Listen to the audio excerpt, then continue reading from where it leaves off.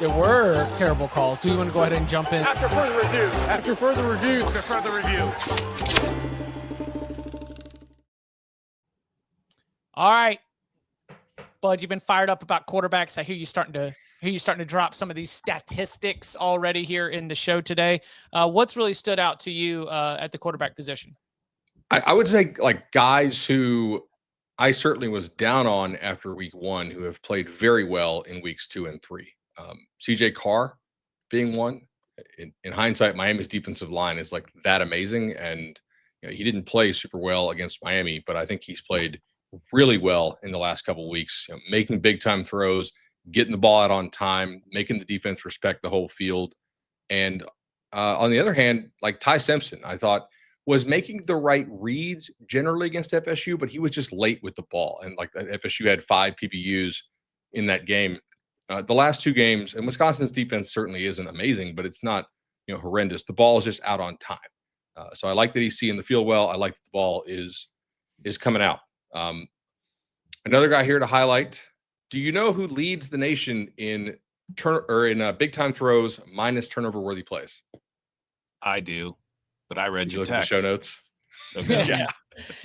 It's Ethan Kaliakmanis, dude.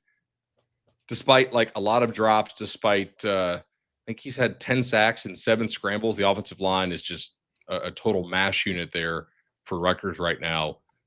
He's finally playing like the guy that Wisconsin thought they had. Remember the one you're like, oh, we got a dude here, the Greek rifle, and it turned out he just wasn't any good for them. Wasn't it Minnesota?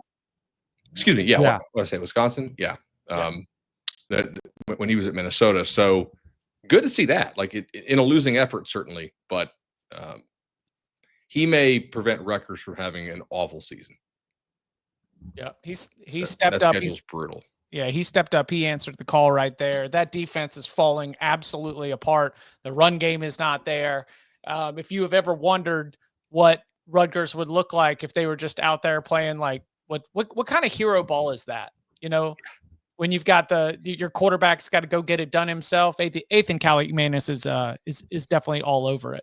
Also, mock drafts. Go ahead, Tom. No, just inside mock drafts. Yes. I'm going to start when I do my first mock draft this spring after the season is over. Anybody. Oh, my bad. Sorry. Just erase all that, Mikey. The live listeners will know that I'm going to put Ethan Kaliakmanis at 1-1 on my first mock draft just to see what happens. Just to see what happens. Just to see if draft machine. Yeah, just to see if the mock draft, the mock draft enterprise is the ready echo chamber. Let's find out how heavy that echo is. Come on, let's go. I mean, if Mitch Leidner can get first round NFL draft buzz, why can't Ethan Kaliakmanis? Come on. Do you know? So we mentioned in the PNC segment that Bryce Underwood has suffered 11 drops.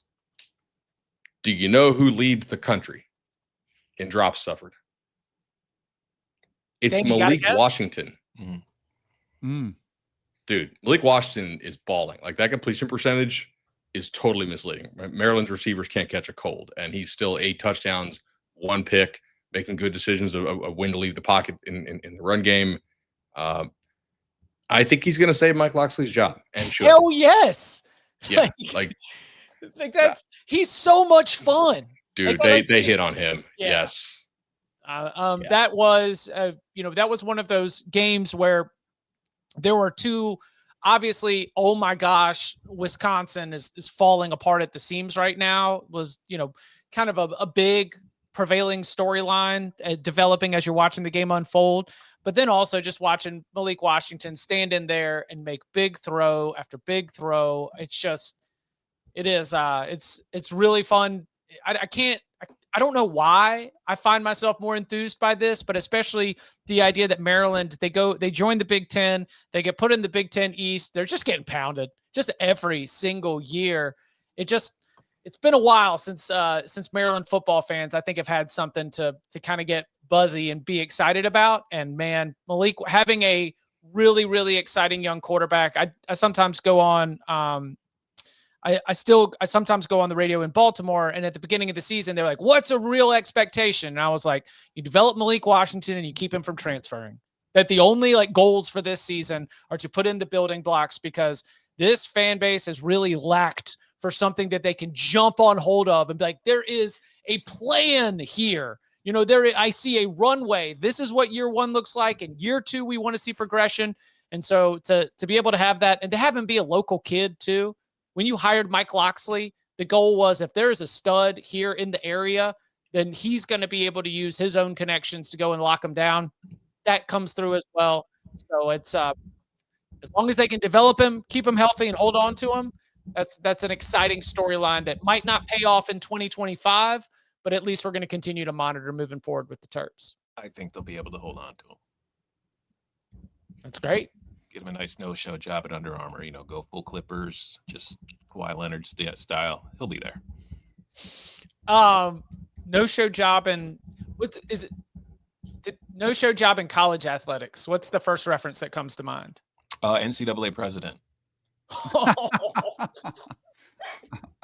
College ball playoff committee consultant. I was going to say that Syracuse car wash. Remember the Syracuse basketball players? They all had jobs at that car wash. Didn't really require all that much actual work or attendance. But damn, that was some good stuff right there. I've got a few